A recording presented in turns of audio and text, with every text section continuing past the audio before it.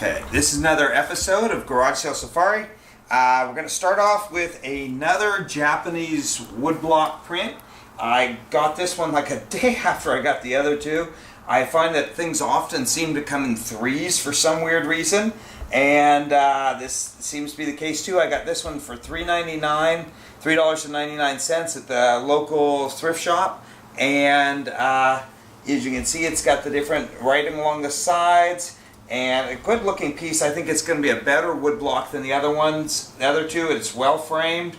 A nice old vintage frame that probably is well, I don't know if it's original, but it's definitely older, probably from the 50s. A really nice piece. And as I say, we got it for $3.99. It's going to depend a lot upon who the artist is and as to what the value is going to be, but I think it's going to be better than the other two for sure. And I can't see it going for any less than 35 or 45 bucks. You will ship it without the frame, obviously, because that makes it a lot cheaper for people, but it maybe could go a lot better. I've had them, as I say, go into the thousands before, but without knowing who the artist is, it's a little hard to predict what it'll go for, though it is quite a good looking piece. Now, the next thing we're going to talk about is, these were really fun. They're old San Francisco items. I got all four of them for $5. The first is old Sinaloa Club, which I guess was a real famous Mexican restaurant in San Francisco on Powell Street, and what they called authentic flamingo dancing and Latin American dancing, though I kind of don't imagine that there was anything authentic about them having topless dancers in Mexico dancing in restaurants in the 50s or 40s. This is probably from the 50s, this photo. But the logo's amazing, and apparently I did a little research. It was a restaurant where all the Latin American professional baseball players that were playing on the San Francisco team hung out. Really cool piece. I'm going to sell this as a group because I think a San Francisco collector is going to want them, though two of the pieces are Hawaiian. The other piece I thought that came with the group is really cool, is a photo of a topless dancer. She was apparently the first Carol, looks to be Coda, and she was apparently the first topless dancer in San Francisco and arrived in the late 50s, and so awesome photo. And then these are my favorites out of the group, although the Sinaloa Club is pretty awesome. That piece is two Trader Vic's menus from the original Trader Vic's. This one is from, I believe, 1951, has their menu, all the drinks available, and really a highly collectible Hawaiian pieces. I kind of, from what I can tell, Trader Vic's seems to be about the most famous of the Hawaiiana tropical tiki type bars, and this is the first menu. The second one is from 1961 or 62, I can't remember which.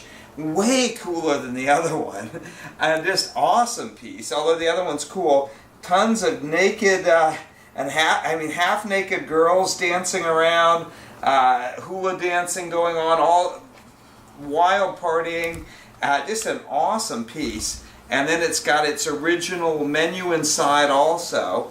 I've seen some of these advertised on eBay for, I don't know that they had the menu even, and they weren't from the San Francisco one, but you can even see the drinks are awesome, the colored drinks, everything like that. Skull drink, everything, really cool pieces. And this, I've seen them advertised on eBay for $125 asking price on one of these, and I don't know that it was cool as this one, but that's only the asking price. It's obviously not the selling price. Still, awesome pieces. All four of those for $5. I'll put them on. I can't see them going for any less than 65 or 75. And really, the only reason I'm going to sell them is because I want to be able to show what they sell for on the show. And then this is the big item. I got this morning. This is it's a portrait on porcelain. Apparently, they really started to come into their own. The women on paintings of women on porcelain. In the mid 1800s. This one's probably from about 1840. The frame is just phenomenal. This is all carved wood. It's not molded or anything. It's carved with it, then they gesso, put like a paste over the carving, and then apply gold gilding, so real gold paint. And then the woman is just phenomenal. I mean, the detail and the artistic work on this piece is just amazing. But the frame itself is just phenomenal too. You don't see frames like this ever. And it's 28 inches tall totally. It's got some writing on the back, though I can't see what it says. And also a maker of the porcelain, that sort of thing. Just phenomenal piece. We'll probably put it on eBay just for the hell of it, but it's probably honestly going to have to go to a real auction, as it's just really a spectacular piece. I paid $100. It should go into the thousands. I can't see getting any less than $2,500 for it, and depending on the artist and the maker, probably a lot more. Or probably more for sure. It really depends a lot on the artist, but just a phenomenal piece. These became popular, and they became real popular towards the turn of the 19th century and early 20th century, and then they kind of became more popular with the middle class. They weren't as fine as these pieces. The beginning ones were more for very wealthy people, and that's what this would have been. Is it would have gone in a very wealthy person's house in the beginning of the 1800s. Phenomenal piece, and really great looking. As you can see, the carving is how deep it is and detailed, everything like that. I mean, just amazing, and she just looks stunning. Like, you look at it and you go, that can't be real, but it is. Anyhow, and that's another episode of Garage Sale Safari. Have a great day. Thank you.